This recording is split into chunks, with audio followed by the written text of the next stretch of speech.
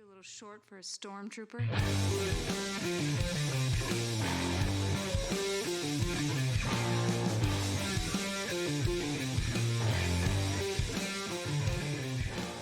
What's up, nerds? Welcome to another episode of the Multiverse Report. We are recapping the new trailer for Indiana Jones and the Dial of Destiny, from an underground tomb to a New York City ticker tape parade and everywhere in between. My name is Mike Gibson. With me as always is Steve Haller. What's up, Steve? Mixed emotions, Mike. Mixed emotions. Mixed emotions. I'm just realizing that I don't have my normal Batman villain flag up behind me. I forgot to put that up. You're all off your game, distracting man. me during the intro. We're gonna have to go through. Have to go fix it in between sessions here. I know. It's not like we were rushed. Even we were sitting here. You rewatched the trailer. I was just doing other. Yeah, it's not like we were. Yep. My fault. Sorry. I'm sorry, everybody watching on YouTube that is distracted by this naked light switch just out in the middle of nowhere. Awkward light switch there. You know, you're talking to the guy who just has a multitude of whatever the hell this Lego set over here is doing on a given week. So, no, it's mixed emotions over the happiness I felt from the trailer and the dumb name of the movie. Like the Raiders of the Lost Ark, Temple of Doom. Temple of Doom. Yeah. Last Crusade. Yeah. Kingdom of the Crystal Skull. Kingdom of the Crystal Skull is a better name. Badass name. Dial of Destiny. Dial of Destiny. Yep. Okay. So let's start with the negative right out of the gate. I love this trailer. Oh, it was great. I loved it. Yeah. I think the name is not great. Like whoever they workshop this off of, they should use a different focus group. I like alliteration. Yeah. I like an alliteration for sure. And it seems like the Dial of Destiny, whatever that may be. Is it a sundial? Is it a clock? I don't know. It looks some like puzzle. Is it a kitchen egg timer? Like, yeah. Like, what the hell is this thing gonna be? I don't know. I don't remember the name of it. But have you ever played the Uncharted games? You haven't, because you were mostly an Xbox guy until recently. But the Uncharted games are great, and in one of them, the main character has something like they show in the movie, and you turn it certain ways to either unlock puzzles or shows him where he's supposed to go next, like it's a map to something or whatever. So that seems to be the MacGuffin of this particular Indiana Jones movie, of which there always is one. Right. Holy Grail, Ark of the Covenant, stones of whatever, alien skull thing, clear skulls. Yeah. Please, it was a crystal skull. Yeah. It's right in the name. Correct. But yeah, I get why they named it that, if that is like the thing that he's fighting the Nazis for in this film, but I don't think it's a great name, especially for what is going to be the final Indiana Jones movie with Harrison Ford in it. I don't think it's it sounds like a young adult title. Yeah, it just sounds silly. Yeah, like that could have been like the name of a Boxcar Children book or something. Yeah.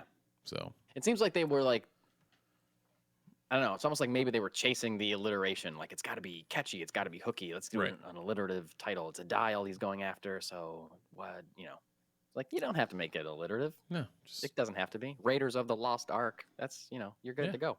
Temple of Doom. None of the other ones are. No, you don't have to do that. It seemed like a first draft, I guess is what I'm saying. Right. It seemed like a first draft title that they were like, we'll change it later. And then by the time they're done, you know what? We're used to it. And you know what? A year from now, Steve, we're going to be used to it. We're going to be like, well, Dial of Destiny, he did this, and so it's canon, and blah, blah, blah. No, a year from now, that's going to be a Brian Regan bit as to how they named this. Yeah. So, yeah, no, name aside, though, very excited about the trailer.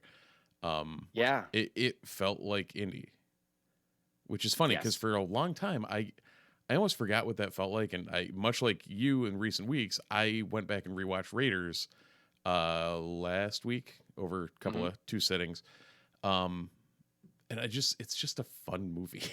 yeah, it's great. It's goofy, it's campy, but it's fun. Funny, awesome action. But great gags along the ride, like just a great thrill ride. And you're right. At least this trailer looks like it does capture that kind of same energy and quote unquote magic. Although I don't believe in magic. Right. But I've seen some things. But I've seen some things in my life. Anyway, it does seem that captures that kind of feeling, at least the trailer. Now, you and I both know, and you and I both have seen great trailers for terrible movies. Yeah. So,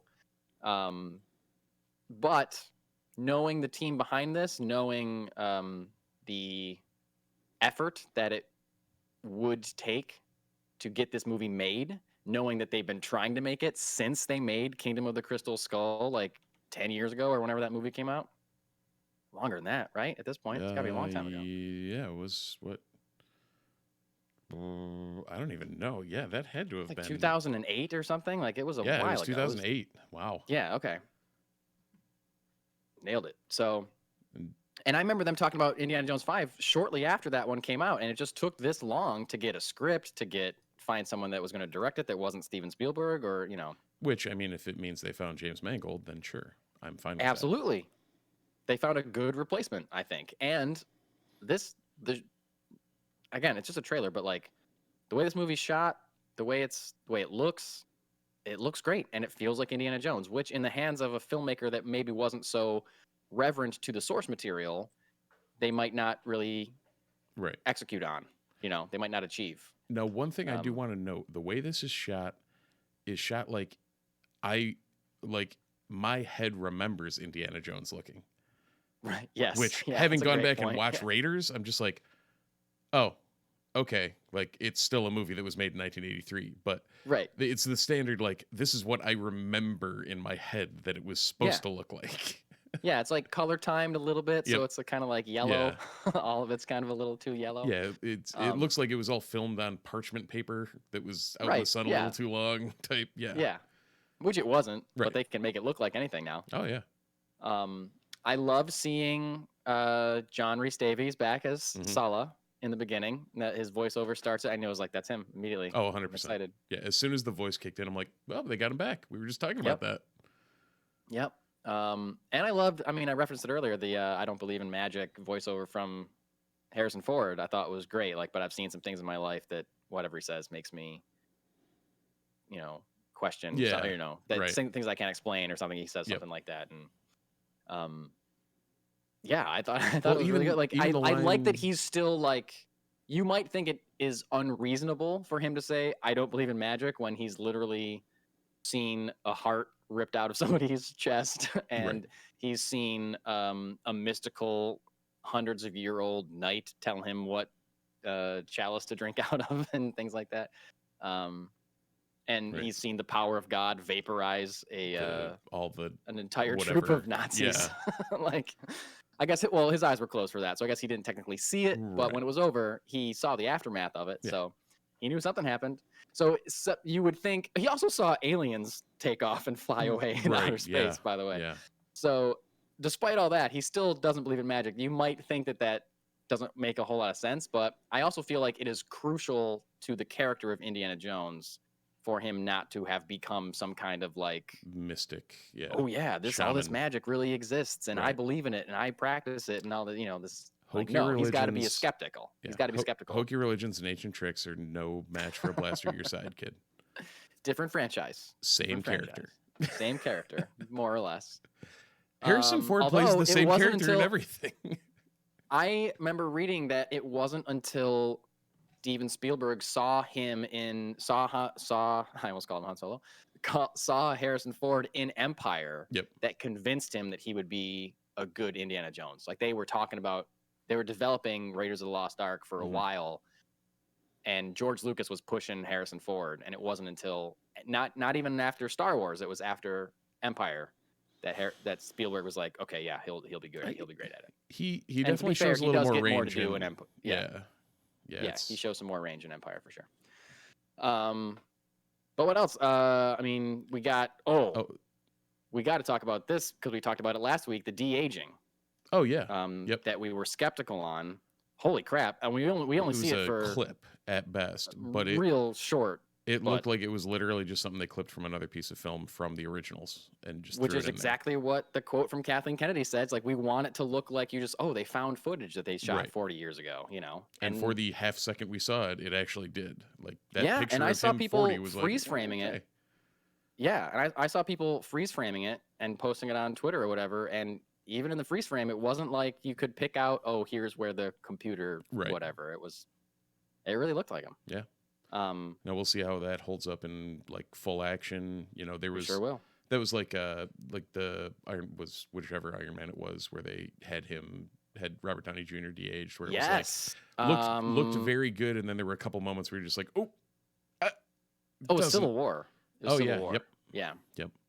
Yeah, because it was the whole Bucky thing. Yes. Yeah, I forgot about that. Yeah, I think I mentioned the Ant-Man movies when we were talking about the de-aging, because they've done that on on Michael Douglas and Michelle Pfeiffer. I thought that looked pretty good. Yeah, but we don't know how long this opening sequence is. We don't really know what's going to happen in it. Right. So I mean, we'll see. I can say the minimal Phoebe Waller-Bridge interaction, that had some of the, and I guess it makes sense because Phoebe Waller-Bridge kind of has that air to her as far as most roles she takes, but it had that sassy Karen Allen like interaction type thing. Even in the one line, you're just like, I could see this being kind of trying to bring that vibe back a little. Yes, because it seemed like they were clearly working together. Yep. But also not necessarily on the same page. Family friend. Like, it's my godmother. Yeah. Goddaughter. Yeah. Which begs the question, whose daughter is she? Right. Is she my guess is that it's Marcus Brody's daughter, his university buddy from Raiders, and he's in Last Crusade also. Or because he got married to Marion at the end of Crystal Skull. Right. Did you almost spill your drink? Yep. Okay. I saw a moment of panic across your face. So, like, did it not work out with Marion? And I don't know, did she have another son? But, like, I just watched Crystal Skull last year, and I don't remember, is Shia LaBeouf biologically his son? I think I don't know. They hint at it. Maybe they don't actually ever say it. I think I remember them not saying it and leaving it ambiguous.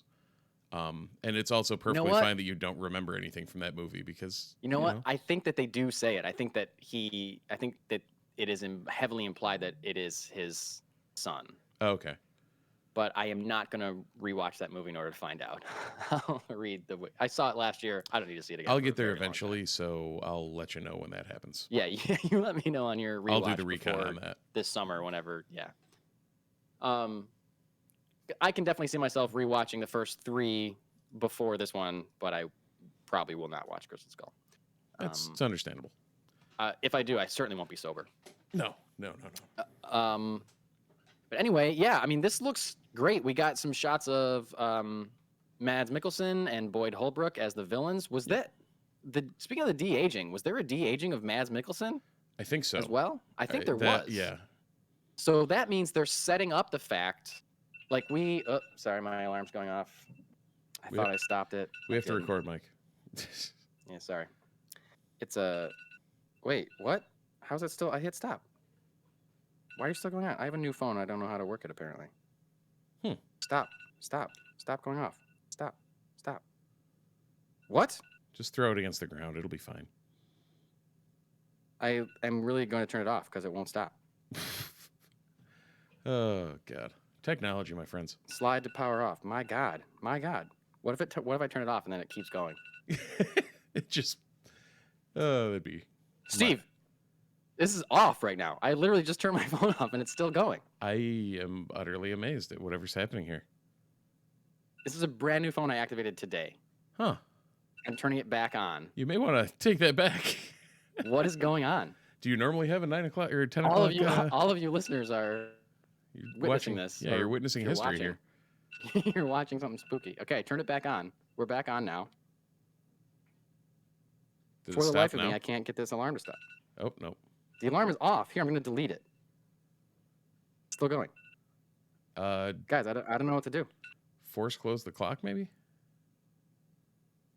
How is that different than turning the entire I don't know. That was kind of weird when you turned the whole thing off. Okay. Clock is closed.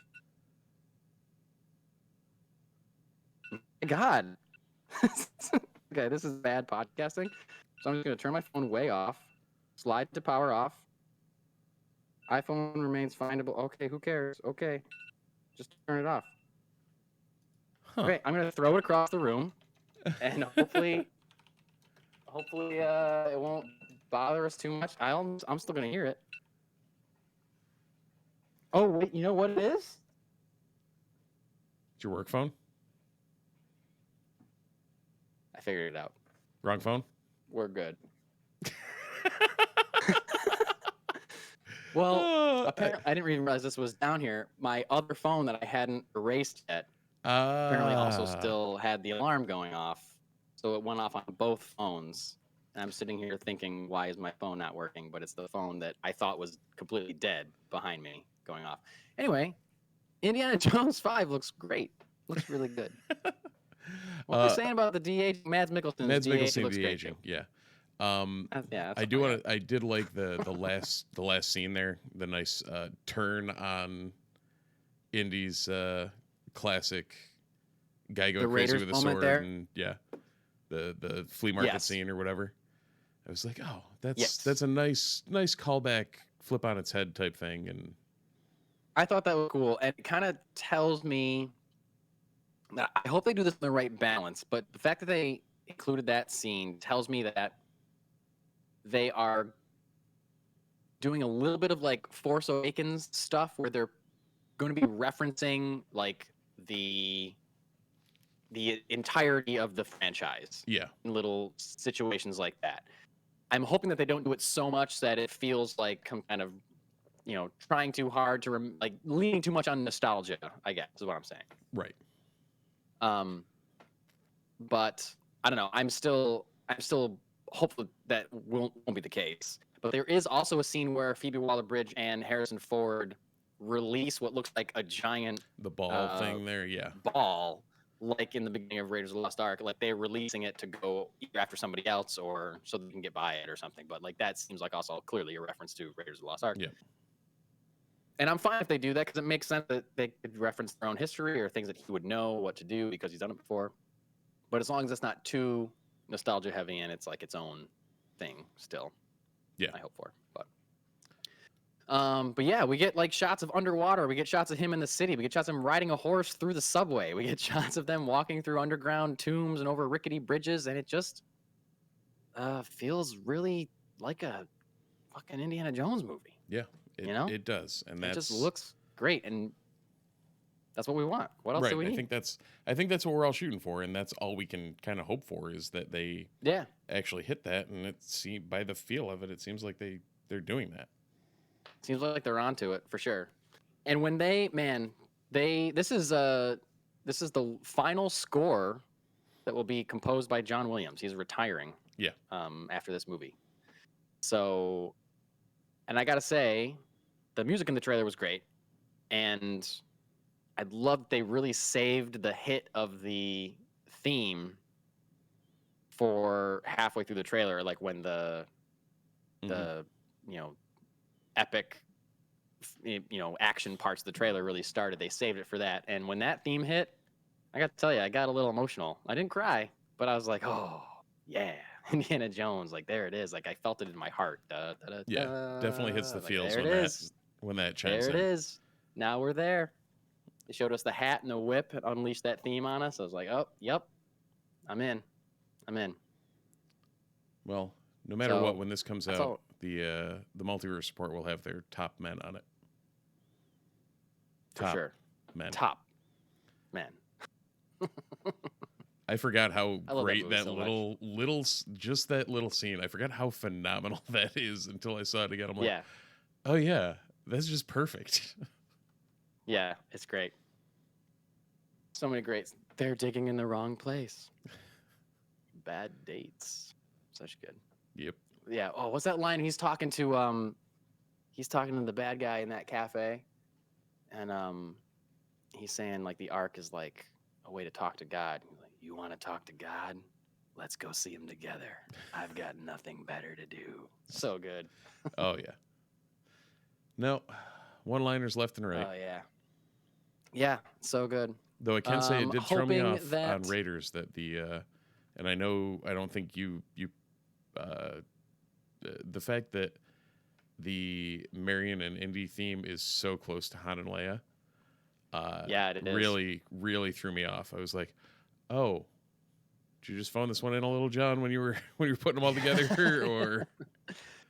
Well, like what? Empire came out, what, 1980? 81? Yep. And then, Raiders came out in... Yeah, 80. 77, 80, 83. Yeah. And then Raiders came out in 80... like early 80s. You said 83 earlier? Was it 83? 83 was Return. 1? So... But Raiders, I want to say, was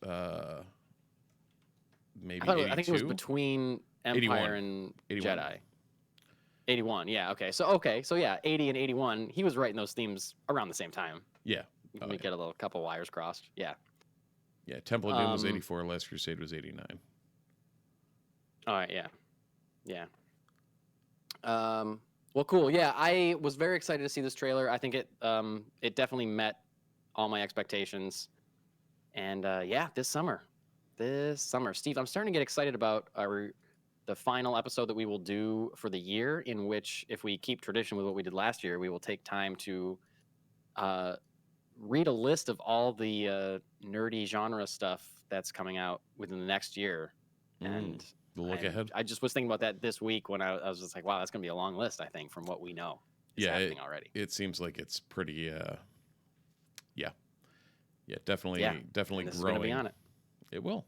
Yeah. And all right. Well, if you are watching us on Twitch live, stick around, because we're going to go right into a review of the Guardians of the Galaxy Volume 3 trailer. And after that, we're going to our main weekly nerd news rundown for the past week. But if you're just listening or you're just watching on YouTube, Steve's going to tell you some stuff that you should do in order to help people find out about how great this podcast is. Yeah, feel free to subscribe, right? Follow us on Twitch, subscribe to us on YouTube, ring the bell, let us know, or let you know when we put up new videos. Should be every week at about 9:30 on a Sunday. Ish. Yeah, ballpark. Give it a plus or minus. Usually a plus. And then leave us a review. Let us know, or let people know what you want to hear from us. We'll acquiesce. Your podcatcher of choice. Just, leave a review. It's fun. Please do. All right. Until then, thanks for watching. Thanks for listening. And we'll see you in the multiverse.